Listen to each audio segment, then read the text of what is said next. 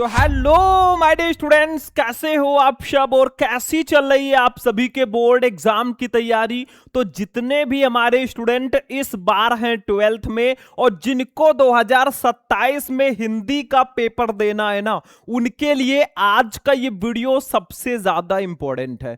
बहुत सारे हमारे स्टूडेंट कमेंट कर रहे थे सर आप क्लास 12 हिंदी का एक ऐसा मॉडल पेपर लेकर आइए ना जिसमें सारे के सारे क्वेश्चन बहुत इंपॉर्टेंट हो।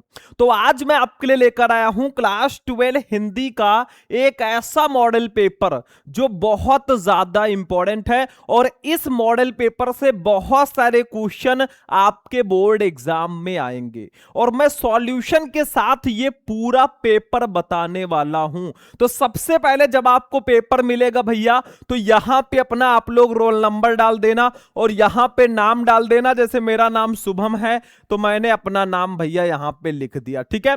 उसके बाद में पूरे आपका 100 नंबर का ये हिंदी का पेपर होगा और यहां पे पेपर कोड आपको दिया रहेगा। जब कॉपी में अपना रोल नंबर भरोगे ना तो आपको पेपर कोड भी वहां पर लिखना होता है। समय आपको 3 घंटे 15 मिनट दिए जाएंगे।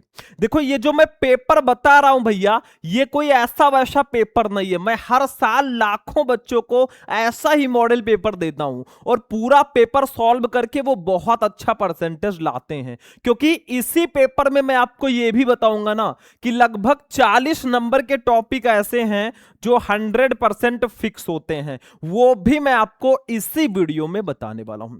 तो चलिए स्टार्ट करते हैं। आपसे बस एक ही रिक्वेस्ट है कि इस वीडियो को आप ज्यादा से ज्यादा लाइक करना और चैनल पर नए हो तो चैनल को सब्सक्राइब भी कर लेना। देखो भैया कुछ नोट दिया गया कि 15 मिनट आप सभी को क्वेश्चन पेपर पढ़ना है। हिंदी का पेपर 2 खंड में होगा, खंड का और खंड खा, दोनों का आपको आंसर देना है, ठीक है। तो देखो खंड का की सबसे पहले हम बात करेंगे बच्चों। खंड का जो होगा ये पूरे के पूरे 50 नंबर का होगा, मतलब एक खंड जो है ना वो 50 नंबर का है।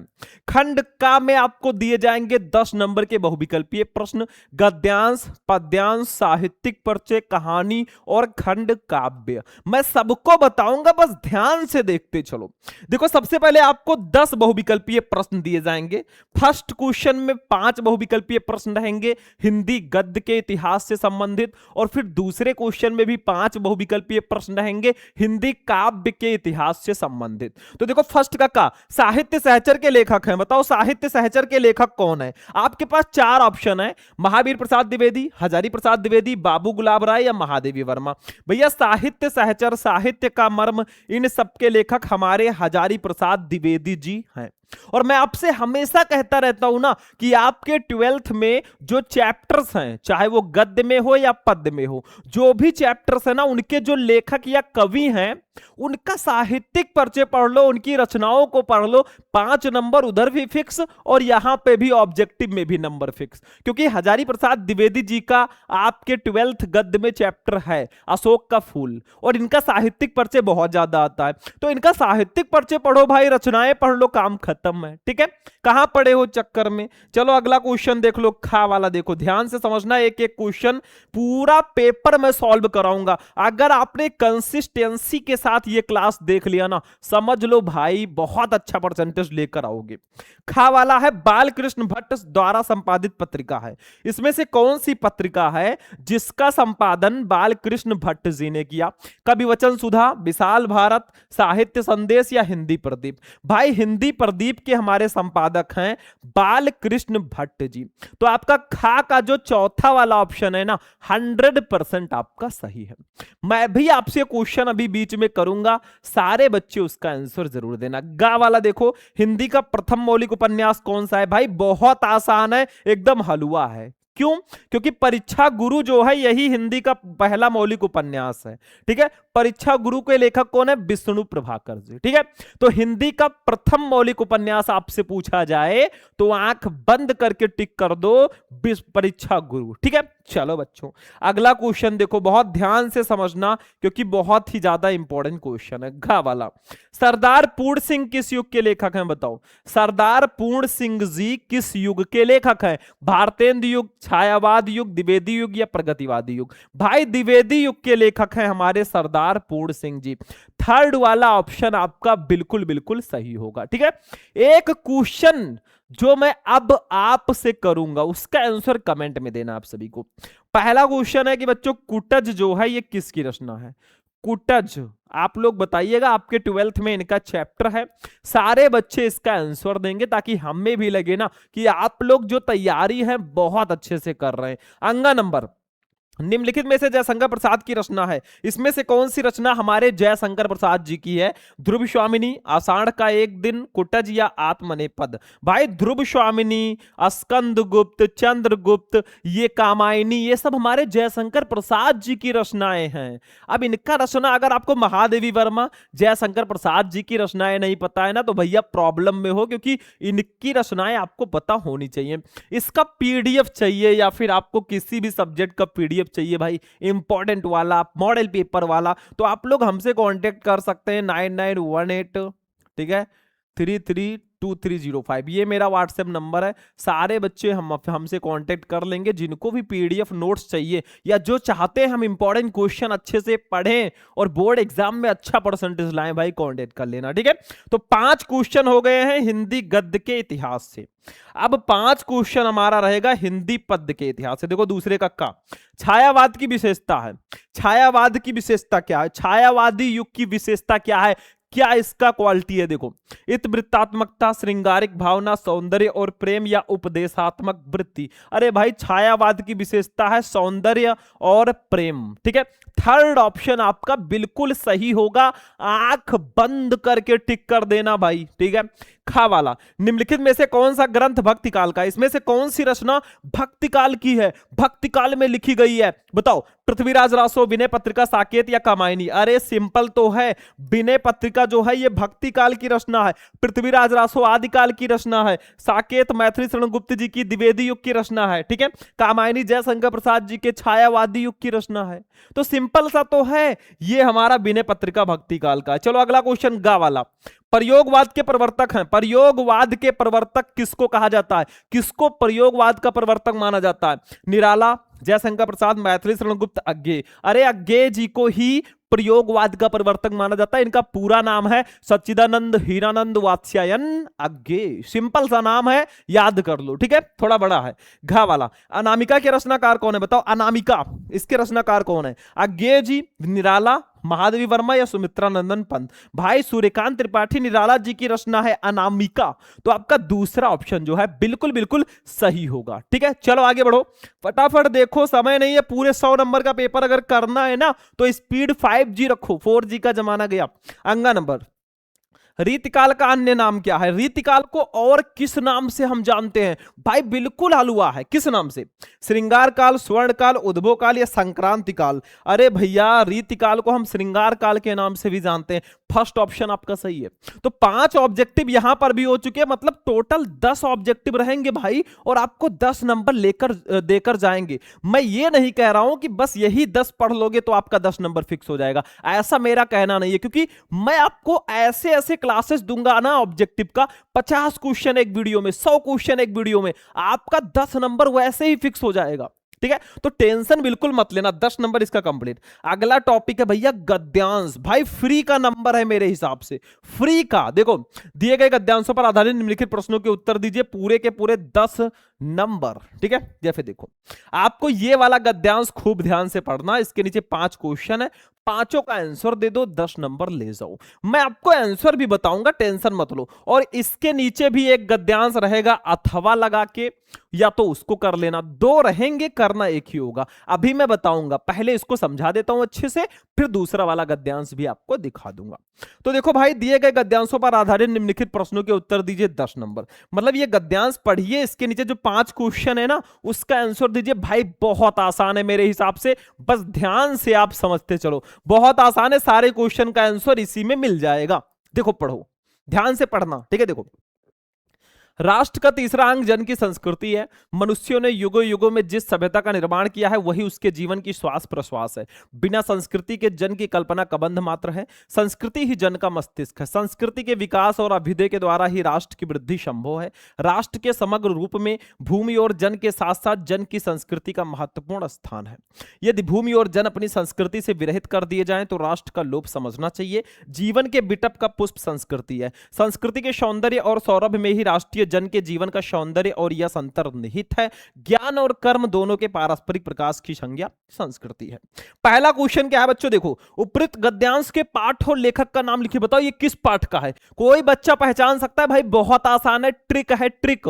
देखो हमारा एक चैप्टर है राष्ट्र का स्वरूप। इस गद्यांश में देखो यहां पे राष्ट्र आ गया, कई बार आप राष्ट्र देखेंगे, मतलब यहां पे भी राष्ट्र आ गया, ठीक है। ऐसे आप राष्ट्र कई बार यहां पे देखेंगे, तो यानी कि ये राष्ट्र का स्वरूप चैप्टर का गद्यांश है। और किस चैप्टर के लेखक कौन है ये आपका काम है याद करना। भाई आप लोग याद कर लीजिए, राष्ट्र का स्वरूप चैप्टर के लेखक हैं वासुदेव शरण अग्रवाल जी। ये आपका काम है, ठीक है। बस आपका नंबर फिक्स है।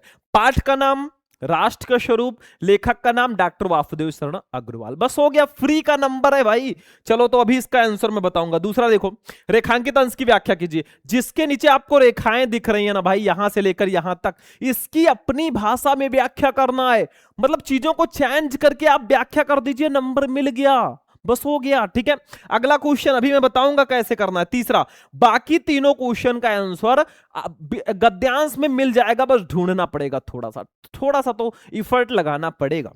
तीसरा, राष्ट्र के समग्र रूप में भूमि और जन के साथ साथ किसका महत्वपूर्ण स्थान है? तो भाई ये आपका कीवर्ड क्या है, इसमें कीवर्ड ढूंढो। राष्ट्र का समग्र रूप में भूमि और जन के साथ साथ महत्वपूर्ण स्थान, सारा कीवर्ड ही है। तो इसमें देखो कहीं है, इसमें देखो, ये देखो भाई, ये देखो आंसर, राष्ट्र के समग्र रूप में भूमि और जन के साथ साथ जन की संस्कृति का महत्वपूर्ण स्थान है। क्वेश्चन का जो मेन वर्ड है, शब्द है ना, उसको गद्यांश में ढूंढ लो, जहां मिल जाए भाई लाइन उठाकर लिख दो, नंबर मिल गया, हो गया काम, ठीक है। चलो अगला, अब देखिए अगला क्वेश्चन जो हमारा चौथा वाला क्वेश्चन देखो क्या है। देखो कब राष्ट्र का लोप समझना चाहिए, कब राष्ट्र का लोप समझना चाहिए? तो देखो यहीं पे कहीं लिखा होगा, ये देखो यहीं पे कहीं लिखा होगा, ये आंसर है इसका। यदि भूमि और जन अपनी संस्कृति से विरहित कर दिए जाएं तो राष्ट्र का लोप समझना चाहिए। देखो यहीं पे आंसर दिया है, बिल्कुल सिंपल सा, ठीक है। अगला क्वेश्चन देख लो, बस ध्यान से क्वेश्चन को समझो। चौथा, पांचवा क्वेश्चन, संस्कृति के सौंदर्य और सौरभ में क्या अंतर निहित है? तो देखो यहीं पे दिया होगा, ये देखो, संस्कृति के सौंदर्य और सौरभ में ही राष्ट्रीय जन के जीवन का सौंदर्य और यश अंतर्निहित है। भाई सीधा सीधा आंसर दिया है। अगर इतना ढूंढ के आप नहीं लिख सकते भाई तो कैसे बहुत अच्छा नंबर लेकर आओगे? बहुत आसान है। अब एक एक क्वेश्चन का जब आंसर लिखना ना, तो पहले ऐसे लिख देना, गद्यांश का फर्स्ट वर्ड, राष्ट्र का डॉट डॉट डॉट करके संस्कृति है लास्ट वर्ड।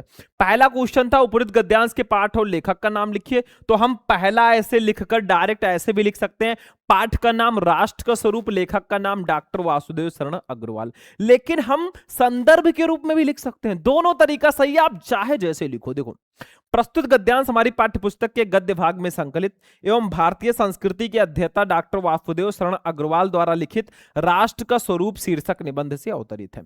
बस 2 नंबर आपका कंप्लीट। भाई पाठ का नाम होना चाहिए, लेखक का नाम होना चाहिए, 2 नंबर आपके नाम हो जाएगा। दूसरा वाला देखो, रेखांकित अंश की व्याख्या कीजिए। आपको इसकी व्याख्या करनी है। संस्कृति ही जन का मस्तिष्क, मतलब बिना संस्कृति के जन की कल्पना कबंध मात्र है। संस्कृति ही जन का मस्तिष्क है। संस्कृति के विकास और अभ्युदय के द्वारा ही राष्ट्र की वृद्धि संभव है। इसकी व्याख्या करनी होगी जब हमें भाई, तो हम ऐसे बढ़िया सा एक हेडिंग डालेंगे, रेखांकित अंश की व्याख्या, और लिखना शुरू करेंगे। आपका 2 लाइन में होगा तो आप 4-5 लाइन में लिखना, ये ध्यान रखना। अपनी तरफ से चीजों को लिख दो, नंबर मिल जाएगा। देखो रेखांकित अंश की व्याख्या, हेडिंग डालो प्यारा सा, वास्तव में संस्कृति मनुष्य का मस्तिष्क है और मस्तिष्क के बिना जो है मनुष्य के जीवन में मस्तिष्क सर्वाधिक महत्वपूर्ण अंग है, क्योंकि मानव शरीर का संचालन और नियमन उसी से होता है। मतलब हमारे पास दिमाग ही नहीं होगा भाई तो हम क्या कर पाएंगे, ठीक है। जिस प्रकार से मस्तिष्क से रहित धड़ को व्यक्ति नहीं कहा जा सकता, अर्थात मस्तिष्क के बिना मनुष्य की कल्पना नहीं की जा सकती, उसी प्रकार संस्कृति के बिना भी मानव जीवन की कल्पना नहीं की जा सकती है, हमारा कल्चर है, हमारी संस्कृति है। इसलिए संस्कृति के विकास और उसकी उन्नति में ही किसी राष्ट्र का विकास, उन्नति और समृद्धि निहित है। बस 2 नंबर भैया कंप्लीट है। थोड़ा सा अपनी तरफ से बढ़ा चढ़ा के लिख दो, नंबर मिल गया है, इसमें मंत्र वंत्र नहीं पढ़ना है। चलो अगला क्वेश्चन देख लो, तीसरा वाला क्वेश्चन क्या है? राष्ट्र के समग्र रूप में भूमि और जन के साथ साथ किसका महत्वपूर्ण स्थान है? तो ये भी तो मैंने बताया है आंसर भाई, ये देखो अभी तो मैंने ढूंढ के बताया था। राष्ट्र के समग्र रूप में भूमि और जन के साथ साथ जन की संस्कृति का महत्वपूर्ण स्थान है। 2 नंबर भैया कंप्लीट है। अगला क्वेश्चन देख लो, बहुत ध्यान से समझो, कुछ है नहीं भाई। अगला चौथा क्वेश्चन है, कब राष्ट्र का लोभ समझना चाहिए? तो इसका भी आंसर मैं बता देता हूं, कब राष्ट्र का लोभ समझना चाहिए। तो ये चौथा, यदि भूमि और जन अपनी संस्कृति से विरहित कर दिए जाएं तो राष्ट्र का लोभ समझना चाहिए। भाई 2 नंबर यहां पर भी कंप्लीट। लास्ट वाला क्वेश्चन देख लो, 10 नंबर फिक्स कर लो बिल्कुल से। संस्कृति के सौंदर्य और सौरभ में क्या अंतर निहित है? तो इसका भी लास्ट वाले का भी आंसर हमारा ये हो जाएगा। देखो ये संस्कृति के सौंदर्य और सौरभ में राष्ट्रीय जन के जीवन का सौंदर्य और यश अंतर्निहित है। 2 नंबर ऐसे लिखकर आओगे, एग्जामिनर ऐसे देगा, एक भी नंबर वो नहीं काटेगा। आपका तरीका अच्छा होना चाहिए, आंसर सही होना चाहिए, और क्या चाहिए। चलो भाई नहीं पता है तो ये दूसरा वाला कर लो, भाषा की साधारण इकाई शब्द है। अब इसमें भाषा आ गया तो ये भाषा और आधुनिकता चैप्टर का गद्यांश है, इसके लेखक है प्रोजी सुंदर रेड्डी जी, तो वो आपको याद रखना है। ये देखो इसका स्क्रीनशॉट ले लो, इसको कर लेना। पद्यांश पे आ जाओ भाई, पद्यांश भी ऐसे ही रहेगा, 2 पद्यांश दिए जाएंगे, करना एक ही होगा। जैसे देखो चौथा, दिए गए पद्यांशों पर आधारित निम्नलिखित प्रश्नों के उत्तर दीजिए। 10 नंबर। जैसे आपको ये पद्यांश दिया गया है भैया बढ़िया सा, इसके नीचे 5 क्वेश्चन है, पांचों का आंसर दो, 10 नंबर ले जाओ। इसका आंसर मैं बताऊंगा भाई नीचे, ठीक है, और बाकी दूसरा वाला नीचे दिया गया अभी मैं दिखाऊंगा। पहले इसको ध्यान से हम पढ़ते हैं। देखो ये गद्यांश नहीं है भैया कि डायरेक्ट आंसर मिल जाएगा, इसमें थोड़ा सा आपको दिमाग लगाना होगा। क्यों? क्योंकि ये हिंदी मीनिंग थोड़ा बहुत आना चाहिए, तब आप पद्यांश अच्छे से कर पाओगे। तो ये जो हमारा पद्यांश है ये कैकेयी का अनुताप चैप्टर का है, और इसके कवि हैं मैथिली शरण गुप्त जी। भाई कहीं लिखा नहीं रहेगा, ये पद्यांश है, ठीक है। तो यहां पे क्या हो रहा है कि राम जी को जो कैकेयी जी ने वनवास भिजवाया था 14 वर्ष का, वो पश्चाताप कर रही हैं। तो देखो क्या है, कैकेयी जी कहती हैं, कहते आते थे यही अभी नरदेही, मतलब अब तक लोग यही कहते आते थे, माता ना कुमाता पुत्र कुपुत्र भले ही। मतलब माता कुमाता नहीं हो सकती, माता बुरी नहीं हो सकती, पुत्र बुरा हो सकता है, पुत्र कुपुत्र हो सकता है, लेकिन माता कभी कुमाता नहीं हो सकती। अब कहे सभी ये हाय विरुद्ध विधाता, लेकिन अब सभी लोग यही कहेंगे कि है पुत्र पुत्र ही रहे कुमाता माता, कि पुत्र तो पुत्र ही है और माता कुमाता हो गई, माता बुरी हो गई। बस मैंने इसका वाह मात्र ही देखा। मतलब वो भरत को संबोधित करते हुए कहती हैं, भरत उनके पुत्र थे, वो कहती हैं कि बस मैंने इसका बाहरी शरीर ही देखा, दृढ़ हृदय न देखा, मृदुल गात्र ही देखा। मतलब इसका दृढ़ हृदय, इसके कठोर हृदय को, दिल को मैंने नहीं देखा, बल्कि मृदुल गात्र ही देखा। मतलब मृदुल, इसके कोमल गात्र शरीर को ही देखा, मतलब इसके कोमल शरीर को ही मैंने देखा केवल, ठीक है। परमार्थ न देखा, पूर्ण स्वार्थ ही साधा। मैंने दूसरों का हित नहीं देखा, खुद का स्वार्थ ही मैंने साधा। इस कारण ही तो हाय आज यह बाधा, और इसी कारण तो हाय ये बाधा उत्पन्न हुई है। युग युग तक चलती रहे कठोर कहानी, युगों युगों तक ये कहानी चलती रहेगी। रघुकुल में भी थी एक अभागिन रानी, कि रघुकुल में भी, अयोध्या में भी एक ऐसी रानी थी ना, जिसने इतने अनुचित कर्म किए। निज जन्म जन्म में सुने जीव या मेरा, जन्म जन्मांतर तक मेरे जीव यही सुनते रहेंगे। ये कैकेयी जी कहती हैं, धिक्कार उसे था महास्वार्थ ने घेरा, कि धिक्कार है उस रानी को जिसको महास्वार्थ ने घेर कर ऐसे अनुचित कर्म कराए। अब क्वेश्चन देखो फर्स्ट वाला, उपयुक्त पद्यांश के शीर्षक और कवि का नाम लिखिए। भाई शीर्षक और कवि का नाम लिखना आपको पद्यांश के, तो भाई शीर्षक का नाम कैकेयी का अनुताप, कवि का नाम मैथिली शरण गुप्त। दूसरा, रेखांकित अंश की व्याख्या कीजिए। आपको व्याख्या करनी है किसकी? इन 2 लाइनों की, अभी मैं कर दूंगा, हिंदी मीनिंग मैंने बता ही दिया है। तीसरा, पद्यांश के अनुसार आज तक लोग क्या कहते आए हैं? तो पद्यांश के अनुसार आज तक लोग कहते आए हैं कि माता कुमाता पुत्र कुपुत्र हो सकता है, लेकिन माता कुमाता नहीं हो सकती। चौथा, किसने प्रायश्चित किया है कि मैंने पुत्र का कोमल शरीर ही देखा, उसका दृढ़ हृदय नहीं देखा? तो भाई कैकेयी जी ने प्रायश्चित किया है कि मैंने अपने पुत्र का सिर्फ कोमल शरीर ही देखा, उसका दृढ़ हृदय नहीं देखा। पांचवा, इन पंक्तियों में कैकेयी को किस बात पर पश्चाताप हो रहा है? तो इन पंक्तियों में कैकेयी को अपने द्वारा किए गए कार्य और अपने ऊपर लगे कलंक को लेकर पश्चाताप हो रहा है भाई कि मैंने ऐसा क्यों किया। ठीक है, तो चलो इसका आंसर लिखेंगे। अब हम जब आंसर लिखेंगे तो ऐसे लिखेंगे, कहते आते थे डॉट डॉट डॉट डॉट करके महास्वार्थ ने घेरा। पहला क्वेश्चन है उपरोक्त पद्यांश के शीर्षक और कवि का नाम लिखिए। तो हम ऐसे भी लिख सकते हैं, शीर्षक का नाम कैकेयी का अनुताप, कवि का नाम मैथिली शरण गुप्त, लेकिन हम एज अ संदर्भ भी लिख सकते हैं। देखो, प्रस्तुत पद्यांश श्री मैथिली शरण गुप्त द्वारा रचित साकेत महाकाव्य से हमारी पाठ्यपुस्तक के पद्य भाग में संकलित कैकेयी का अनुताप शीर्षक काव्यांश से अवतरित है। बस 2 नंबर कंप्लीट। ये रहा शीर्षक का नाम, ये रहा कवि का नाम, और 2 नंबर बेटा आपके नाम। ठीक है, ध्यान से समझो। बहुत सारे बच्चे क्या किए होंगे, 2-4 मिनट वीडियो देखे होंगे फिर चल दिए भाई, उनका कुछ नहीं होने वाला, क्योंकि जब तक आप कंसिस्टेंसी के साथ पढ़ाई नहीं करोगे आप कभी अच्छा परसेंटेज ला ही नहीं सकते। दूसरा वाला क्वेश्चन हमारा था बच्चा पार्टी की, रेखांकित अंश की व्याख्या कीजिए। देखिए, रेखांकित अंश की व्याख्या कीजिए। देखो, कहते आते थे यही अभी नरदेही, माता न कुमाता, पुत्र कुपुत्र भले ही। इसकी व्याख्या करनी है तो चलो इसका व्याख्या कर लेते हैं हम लोग। ये रेखांकित अंश की व्याख्या देखो, कैकेयी श्री राम से कहती हैं कि आज तक मनुष्य यही कहते आए थे कि पुत्र कितना भी दुष्ट क्यों ना हो, परंतु माता उसके प्रति कभी भी दुर्भाव नहीं रखती हैं। अब तो मेरे चरित्र के कारण लोगों का इस उक्ति से विश्वास हट जाएगा और संसार के लोग यही कहा करेंगे कि माता दुष्टता पूर्ण व्यवहार कर सकती है परंतु पुत्र कुपुत्र नहीं हो सकता। बस 2 नंबर आपका कंप्लीट, कोई काट भी नहीं सकता। चलो अगला क्वेश्चन देखो, तीसरा वाला। तीसरा है, पद्यांश के अनुसार आज तक लोग क्या कहते आए हैं। तो तीसरे का आंसर होगा बच्चा पार्टी, पद्यांश के अनुसार आज तक लोग यही कहते आए हैं कि पुत्र कुपुत्र हो सकता है पर माता कुमाता नहीं हो सकती। 2 नंबर यहां पर भी कंप्लीट। अगला क्वेश्चन देख लो फटाफट। चौथा, किसने प्रायश्चित किया है कि मैंने पुत्र का कोमल शरीर ही देखा, उसका दृढ़ हृदय नहीं देखा। ये किसने प्रायश्चित किया है, तो देखो चौथा, कैकेयी ने प्रायश्चित किया है कि मैंने पुत्र का कोमल शरीर ही देखा, उसका दृढ़ हृदय नहीं देखा। 2 नंबर यहां पर भी कंप्लीट हो गया। लास्ट वाला क्वेश्चन कर लो भैया। लास्ट वाला क्वेश्चन है, इन पंक्तियों में कैकेयी को किस बात पर पश्चाताप हो रहा है। कैकेयी जी किस बात को लेकर पश्चाताप कर रही हैं, तो देखो, इन पंक्तियों में कैकेयी को अपने ऊपर लगने वाले कलंक और पुत्र की प्रवृत्ति को ना पहचान पाने का पश्चाताप हो रहा है। उनको लगता था हमारा पुत्र भी इस काम में हमारा साथ देगा, लेकिन भरत जी चाहते थे कि हम सभी भाई एक साथ रहें और अच्छे से रहें। ठीक है, तो आपका 10 नंबर यहां पर भी कंप्लीट हो जाएगा अगर ऐसे करके आओगे। नहीं पता है बच्चा पार्टी तो दूसरा वाला कर लो, ये सावधान मनुष्य यदि विज्ञान है तलवार तो इसे दे फेंक। ठीक है, ये वाला आप कर सकते हो, बहुत इंपॉर्टेंट है, अभिनव मनुष्य से है ये। ठीक है, ये कर लो।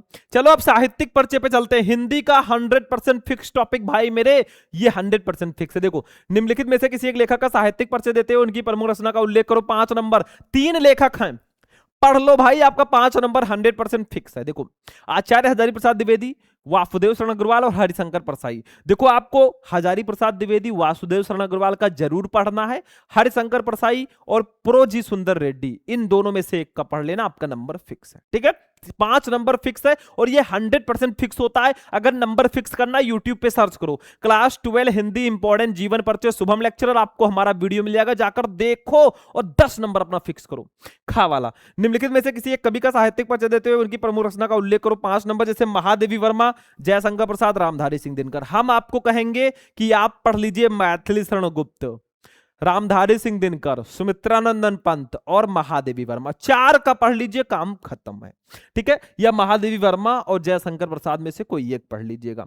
ये भी 100% फिक्स है। कहानी तो 100% फिक्स है, 101%। देखो, ध्रुव यात्रा अथवा बहादुर कहानी का सारांश लिखिए 5 नंबर, अथवा पंचलाइट अथवा ध्रुव यात्रा कहानी के नायक का चरित्र चित्रण कीजिए।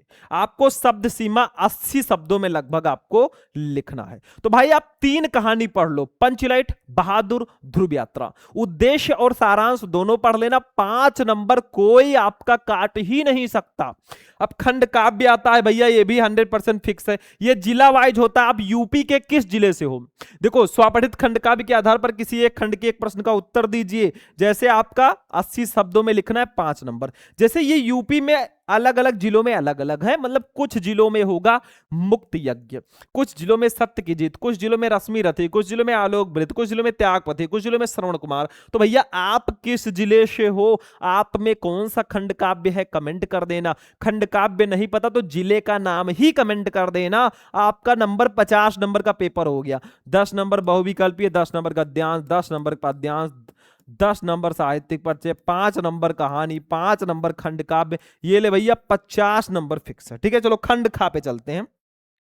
खंड खा जो है ये भी 50 नंबर का आएगा, और संस्कृत से आपके 14 नंबर के टॉपिक रहेंगे, मतलब एक गद्यांश एक पद्यांश, 7 नंबर का गद्यांश 7 नंबर का पद्यांश। देखो ध्यान से, 8वां, दिए गए गद्यांशों में से किसी एक का ससंदर्भ हिंदी में अनुवाद करो, 7 नंबर। जैसे ये का वाला है, धन्योयम भारत देशा यत्र समुलिशत जनमानस पावनी भव्य और भवनी शब्द परसो परसोनी सुर भारती आशित। ठीक है, ये हमारे संस्कृत भाषा या महत्वम चैप्टर का ये हमारा भैया गद्यांश है। ठीक है, पता है तो करो, नहीं तो ये देखो, अतीते प्रथम कल्पे चतुष्पदा सिंह राजानुकुर्वन, ये हमारे जातक कथा के नृत्य जातकम से है। दोनों में से कोई एक कर लो, जैसे ये संस्कृत भाषा या महत्वम का है, तो संदर्भ तो बहुत आसान है, लेखक का नाम लिखना नहीं, आपको लिखना है प्रस्तुत गद्यांश हमारी पाठ्यपुस्तक हिंदी संस्कृत के संस्कृत भाषा या महत्वम पाठ से अवतरित है। 2 नंबर कंप्लीट, 5 नंबर हिंदी अनुवाद का। 4 चैप्टर में बता रहा हूं, पढ़ लो भैया, 7 नंबर फिक्स है। देखो, जातक कथा, महामना मालवीय, पंचशील सिद्धांता और संस्कृत भाषा या महत्वम, 4 चैप्टर पढ़ लो, 7 नंबर फिक्स है। दोनों में से कोई एक ही करना है। ऐसे पद्यांश, ये भाई 100% फिक्स है, ये 100% मैं फिक्स मानता हूं, 7 नंबर का ये भी आता है। देखो ध्यान से, निम्नलिखित दिए गए पद्यांशों या श्लोकों में से किसी एक का ससंदर्भ हिंदी में अनुवाद कीजिए। न चौरार्यम, न च राजहार्यम, न भ्रात भाज्यम, न च भारकारी, बे कृते वर्धते ओम नित्यम विद्या धनम सर्वधन प्रधानम। ठीक है, ये संस्कृत का पद्यांश है। और सबसे इंपॉर्टेंट, आपके संस्कृत में एक चैप्टर है सुभाषित रत्नानी, उस चैप्टर में सारे श्लोक ही हैं, तो वो पूरा चैप्टर पढ़ लो, आपका 7 नंबर फिक्स है। बाकी जो चैप्टर हैं उसमें किसी किसी में एक एक श्लोक है, उसको पढ़ लो भाई, 7 नंबर 100% फिक्स हो जाएगा। सुभाषित रत्नानी पूरा चैप्टर जरूर पढ़ लेना भाई। जैसे ये जयंती ते महाभागा जनसेवा परायणा जरा मृत्यु भयम नास्ति येषां कीर्ति तमो क्वाचिता, ये महामना मालवीय का है। तो दोनों में से कोई एक आप पढ़ लो भाई, मतलब पूरा आप सुभाषित रत्नानी चैप्टर पढ़ लो, बाकी जो चैप्टर हैं एक एक श्लोक होगा उसको पढ़ लेना भाई, नंबर बिल्कुल फिक्स है। चलो अगले टॉपिक पे चलते हैं। अब आते हैं मुहावरे और लोकोक्तियों पे, सबसे आसान आसान एकदम। निम्नलिखित मुहावरे और लोकोक्तियों में से किसी एक का अर्थ लिखते हुए वाक्य प्रयोग करो। जैसे होश उड़ जाना मतलब अत्यधिक घबरा जाना, अंधे की लकड़ी होना एकमात्र सहारा होना, आम के आम गुठलियों के दाम मतलब दोहरा लाभ, और दाल में काला होना मतलब कुछ गड़बड़ होना। किसी एक को आपको करना है 4 में से, या फिर दाल में काला होना, कुछ गड़बड़ होना। लिख दो, भाई रमेश तुम रात भर इधर उधर सड़कों पर घूमते रहते हो, जरूर दाल में कुछ काला है। ऐसे वाक्य प्रयोग कर दो, काम खत्म है भैया। ठीक है, चलो अब हम देखते हैं आपठित गद्यांश को। ये देखो 10 नंबर, इसमें क्या होगा, आपको एक ऐसा गद्यांश दिया जाएगा, 5 नंबर का ये होता है, एक ऐसा गद्यांश दिया जाएगा जो आपके चैप्टर में नहीं होगा भाई, बाहर से। आपठित का मतलब ही होता है जो आपने ना पढ़ा हो, और इसी गद्यांश से संबंधित 3 क्वेश्चन आएंगे। देखो, ये का वाला 1 नंबर, फिर 2 नंबर, फिर 2 नंबर, 5 नंबर आपको मिलेगा। तो पहले हम इसको पढ़ते हैं। देखो, निम्नलिखित गद्यांश को पढ़कर नीचे दिए गए प्रश्नों के उत्तर दीजिए, 5 नंबर, ध्यान से समझो। पहले मैं आपको अपनी सबसे बड़ी विशेषता बताता चलूं, मेरी 3 गतियां होती हैं, दान, भोग और नाश। इसलिए समझदार लोग मेरा अर्जन करने के बाद जी खोलकर मुझे दान करते हैं। दान करने में असमर्थ लोग मेरा जी भरकर उपभोग करते हैं। जो लोग ना दान करते हैं और ना भोग, उनके पास मैं अधिक दिनों तक नहीं रह पाता। या तो चोर, डाकू या फिर आयकर अधिकारी मुझे पाताल से भी ढूंढकर निकाल लेते हैं। आयकर अधिकारी मतलब पैसे की बात हो रही है, धन। मेरी कमी यदि कई प्रकार की समस्याओं का कारण बनती है तो मेरी अधिकता भी कम नुकसानदायक नहीं होती। इसलिए मेरे प्रयोग में मनुष्य को सावधानी बरतनी चाहिए। अब क्वेश्चन आपका है भैया का वाला, उपरीत गद्यांश के वक्ता का नाम लिखिए। वक्ता का नाम है धन, पैसे की यहां पे बात हो रही है। खा देखो, वक्ता की कौन कौन सी गतियां हैं, तो वक्ता की भैया 3 गतियां हैं। यहीं पे कहीं लिखा था, मैंने देखा है, कहां लिखा है भाई, ये देखो, ये देखो, मेरी 3 गतियां हैं। गतियां होती है दान, भोग और नाश। तो वक्ता की 3 गतियां होती हैं, दान, भोग और नाश। ठीक है, 2 नंबर यहां पर भी कंप्लीट। गा, वक्ता की अधिकता से दान या भोग ना करने पर क्या परिणाम होता है। तो देखो यहां पे कहीं लिखा है, काफी इंपॉर्टेंट है। देखो, ये जो लोग ना मेरा दान करते और ना भोग, उनके पास मैं अधिक दिनों तक नहीं रह पाता। या तो चोर, डाकू या फिर आयकर विभाग वाले अधिकारी मुझे पाताल से भी ढूंढ निकालते हैं। बस हो गया। ठीक है, यही लिख दो भाई, नंबर आपका फिक्स है 100%। नहीं पता तो दूसरा कर लो भाई, ये वाला भी कर सकते हो, इसके नीचे भी 3 क्वेश्चन रहेगा। अब चलते हैं भैया शब्द युग्म पे। 11 का ठीक है, बहुत इंपॉर्टेंट है। निम्नलिखित शब्द युग्मों का सही अर्थ चुनकर लिखिए, 2 क्वेश्चन 2 नंबर। जैसे अंश अंश, इसका सही अर्थ क्या होगा? जो पहले उसका अर्थ पहले, जो बाद में उसका अर्थ बाद में। तो देखो, हिस्सा और कंधा, हिस्सा और अंकुर, कंधा और हिस्सा, और अंकुर और हिस्सा। तो इसका राइट आंसर हो जाएगा बच्चों कंधा और हिस्सा। अंश का मतलब कंधा, अंश का मतलब हिस्सा। तो आपका सा वाला ऑप्शन सही है। दूसरा बात वात, इसका सही आंसर क्या होगा? बातें और हवा, रोग और दवा, वायु और विकार, विचार और विकार। तो भाई इसका राइट आंसर होगा बातें और हवा। बात का मतलब बातें, वात का मतलब हवा। तो ये आपका सही आंसर होगा। 2 क्वेश्चन 2 नंबर। भाई फ्री का नंबर है, लूट लो। फिर अनेकार्थी शब्द, देखो निम्नलिखित शब्दों में से किसी एक शब्द के 2 अर्थ लिखिए, 2 नंबर। जैसे पतंग, पतंग को हम क्या क्या लिख सकते हैं? पतंग को हम लिख सकते हैं भैया विष्णु पक्षी लिख सकते हैं।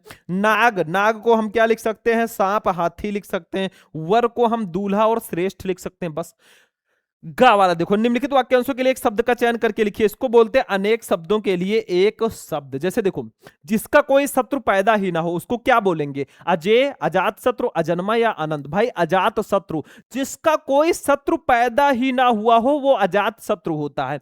दूसरा, जो बहुत कुछ जानता हो उसको क्या बोलेंगे? बहुज्ञ, सर्वज्ञ, बहुश्रुत या फिर बहुपठ। तो इसका राइट आंसर होगा सर्वज्ञ। जो सब कुछ जानता हो या बहुत कुछ जानता हो सर्वज्ञ होता है। अब चलते हैं वाक्य संशोधन में, वाक्य में गलतियां होगी सही करके लिखो। निम्नलिखित में से किन्हीं 2 वाक्यों को शुद्ध करके लिखे, 2 नंबर। जैसे देखो, मैं भोजन कर लिया हूं, नहीं भैया गलत है, मैंने भोजन कर लिया। दूसरा, क्या मेरा तौलिया सूख गया? ये तो शायद सही है, ठीक है। क्या मेरा तौलिया सूख गया? सही है, ठीक है। मैं कलम के साथ लिखता हूं, नहीं भैया मैं कलम से लिखता हूं। मेरा बड़ा भाई आ रहा है, नहीं मेरे बड़े भाई आ रहे हैं। ऐसा लिखो, बस हो गया। चलो भाई अब चलते हैं रस छंद अलंकार पे। फ्री का नंबर है, 2 नंबर का रस, 2 नंबर का छंद, 2 नंबर का अलंकार, 6 नंबर। देखो 12 का काम। हास्य रस अथवा वीर रस की परिभाषा उदाहरण से लिखे, 2 नंबर। दोनों में से कोई एक ही करना है। रूपक अलंकार अथवा उपमा अलंकार का लक्षण उदाहरण से लिखिए, 2 नंबर। एक ही करना है। गा, चौपाई अथवा कुंडलिया छंद का लक्षण उदाहरण से लिखिए, 2 नंबर। भाई रस छंद अलंकार, जितने भी रस हैं, जितने भी छंद हैं, जितने भी अलंकार हैं, सबको मैंने एक वीडियो में बना रखा है। यूट्यूब पे सर्च करना रस छंद अलंकार शुभम लेक्चरर, वीडियो हाजिर है, जाकर फटाफट उसको देख लेना, ठीक है। चलो पत्र लेखन पे आ जाओ, 13 नंबर। किसी दैनिक पत्र के संपादक के नाम एक पत्र लिखिए जिसमें शहर में फैली संक्रामक बीमारी के प्रति नगर स्वास्थ्य अधिकारी का ध्यान आकर्षित किया गया हो, 6 नंबर। अथवा लगाए, नहीं पता तो किसी बैंक के प्रबंधक को कोई व्यवसाय करने है तो ऋण प्राप्ति के लिए एक पत्र लिखिए। दोनों में से कोई एक कर दो भाई, आपका नंबर फिक्स है भैया। चलो आगे बढ़ो। पत्र लेखन पर मैं वीडियो बना चुका हूं, बस YouTube पे आप सर्च तो करो, क्लास 12 हिंदी इंपॉर्टेंट पत्र शुभम लेक्चरर, वीडियो हाजिर है।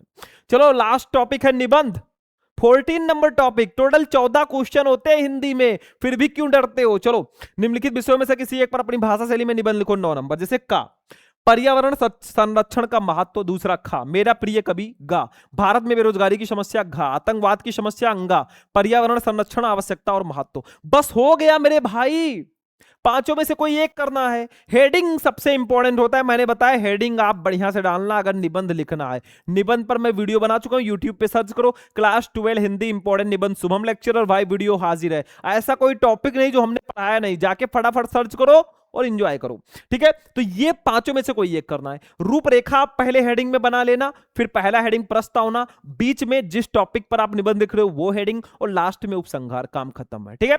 निबंध पर मैं वीडियो ऑलरेडी बना चुका हूं। तो पूरे 100 नंबर का जो हमारा पेपर है बच्चा पार्टी ना, वो यहीं पर फिनिश होता है। हिंदी का पूरा मॉडल पेपर मैंने बता दिया। अब आपके अंदर से डर खत्म हो जाएगा, और नहीं हुआ है ना तो ऐसे ही मैं क्लासेस लाता रहूंगा और धीरे धीरे आपको हिंदी में एक्सपर्ट बनाता रहूंगा, और आप भी बोर्ड एग्जाम में 100 में 97, 90 एंड 99 लेकर आएंगे। बस ध्यान से और साथ में हमारे बने रहें। तो जाते जाते इस वीडियो को लाइक करना, चैनल को सब्सक्राइब कर लेना, अपने दोस्तों के साथ भी इस वीडियो को शेयर कर लेना। बाकी हम चलते हैं, फिर आपसे मिलेंगे किसी नेक्स्ट वीडियो में नेक्स्ट इंपॉर्टेंट टॉपिक के साथ। तब तक के लिए जय हिंद।